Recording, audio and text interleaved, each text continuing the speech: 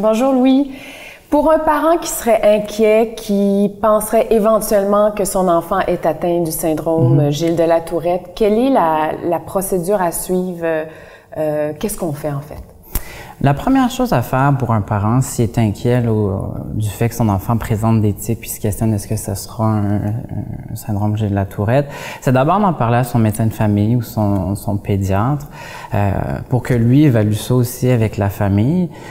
On se rappelle que c'est 20% de la population qui a des tics, mais c'est pas 20% de la population qui va nécessairement développer un syndrome Gilles de la Tourette. Donc, ça dépend aussi de l'intensité des symptômes. Des fois, le médecin de famille ou le pédiatre peut dire, on va surveiller un peu encore. Si ça fait pas encore 1 an que les tics sont installés ou que l'enfant a juste un tic moteur de clignement d'yeux, par exemple, peut-être que le pédiatre va dire, on va attendre un petit peu, puis si jamais ça vient à occasionner un dysfonctionnement, à ce moment-là, on fera appel à la clinique Tourette. À ce moment-là, la procédure, c'est que le pédiatre va acheminer une demande de consultation vers notre clinique. Et rapidement, moi, à titre d'infirmier coordonnateur, je vais faire la préévaluation. Fait que je veux dire, il va y avoir un contact de fait avec le parent pour aller chercher un peu, c'est quoi le dysfonctionnement qui est associé au tic et de prioriser à ce moment-là la requête ou non en fonction évidemment des délais qui sont propres à la clinique. Au tic au pluriel parce que comme on l'a appris un peu plus tôt aussi, pour être atteint de ce syndrome-là, il faut avoir au moins, il faut en avoir plus qu'un. Oui. Que ce soit moteur et vocal aussi. Oui, c'est ça, pour retenir le diagnostic de Tourette. Mais cela dit, un enfant qui présente seulement des tics moteurs, mais que ça lui occasionne un dysfonctionnement, une gêne sociale, des douleurs associées, peu importe, c'est quand même recevable qu'on évalue cet enfant-là ici parce qu'il pourra quand même bénéficier des services de la clinique parce qu'on s'adresse d'abord et avant tout aux tics. Qu'on parle d'un syndrome Gilles de la Tourette, qu'on parle d'un tic, c'est les tics quand même le symptôme qu'on va adresser. Justement, ça ressemble à quoi une visite ici à la clinique? Ça commence toujours, comme je disais, par l'évaluation téléphonique, le contact qu'on fait avec les parents. Il y a beaucoup de parents qu'on peut rassurer aussi à ce moment-là de l'appel, mais écoutez, attendez, voyez comment ça évolue, puis peut-être qu'on pourra se reparler plus tard si vraiment il y a un dysfonctionnement. Parce que bien souvent, c'est normal, il y a l'inquiétude des parents à ce que l'enfant présente ces symptômes-là. Je cherche toujours à rassurer les parents, puis moi, je suis assez disponible, donc je leur dis, si jamais vraiment il y a un dysfonctionnement, rappelez-nous dans l'attente qui sera vue par le neurologue. Et si vraiment il y a un bris de fonctionnement associé au tic, on va le prioriser. Donc, une fois que la préévaluation est faite, on a fait le triage. Quand vient le tour du rendez-vous, à ce moment-là, il va rencontrer le neurologue. Puis c'est vraiment sous forme d'évaluation. Il n'y a pas de test, il n'y a pas de prise de sang, il n'y a pas de scan, il n'y a pas d'examen qui vont nous permettre de vraiment statuer est-ce que c'est un Tourette ou non. C'est vraiment l'évaluation, l'entrevue. L'entrevue, l'observation et tout ça.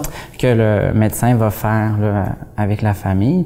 Cela dit, ça c'est assez classique. Puis là, les parents viennent, mais là ils viennent devant vous, mais il ne fera pas de tic. Mais on ne se fie pas nécessairement seulement à ce que nous on va voir lors de la rencontre, on suit aussi beaucoup à ce que les parents vont rapporter comme histoire. Puis une fois que l'enfant, le jeune, est diagnostiqué avec ce syndrome-là, quelle est la procédure? Qu'est-ce qui suit ça? La grosse majorité, on les reverra pas.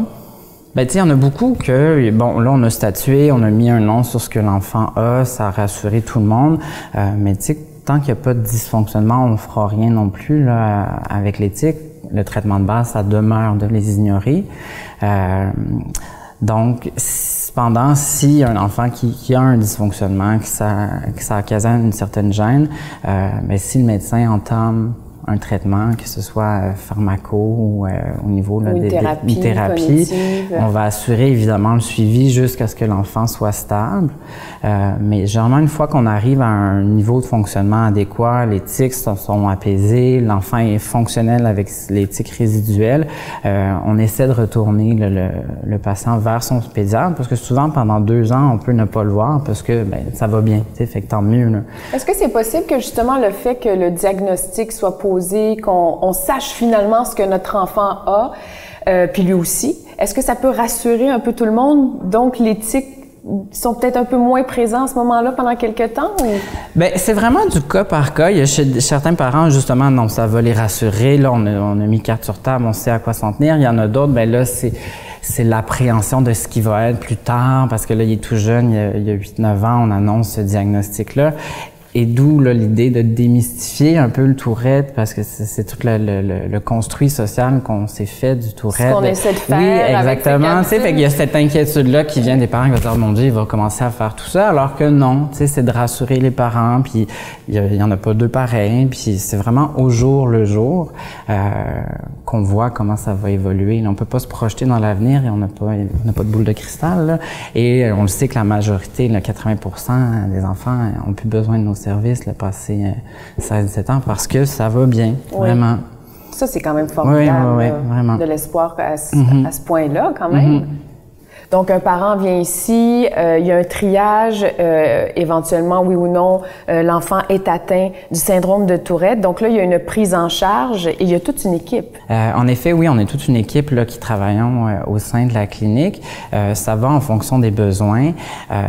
Quand vient se greffer au syndrome de la Tourette des troubles associés comme le TDAH, les troubles anxieux, les troubles d'opposition, les troubles obsessionnels compulsif, ça peut devenir un exercice complexe en tant que clinicien. Comment on adresse tel symptôme, comment on outille les parents. Ben, tu sais, ça appartient plus à l'anxiété, ça appartient plus au TDAH. Comment on départage exactement. Tout ça, hein? Fait qu'il y a une espèce de flou qui peut s'installer, d'où la nécessité d'avoir une équipe multidisciplinaire où chacun, avec son champ d'expertise, arrive à donner une lumière, puis à éclairer un peu le portrait de l'enfant, toujours dans l'idée de mieux outiller les parents à bien intervenir en fonction des symptômes du jeune.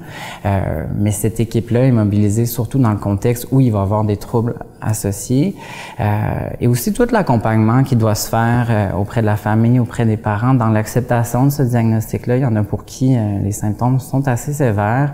Puis c'est pas facile nécessairement au quotidien en tant que parent de gérer ça. Fait que d'accepter ça, puis de cheminer au travers de tout ça, c'est là où la clinique va pouvoir pallier à ça puis aider les parents.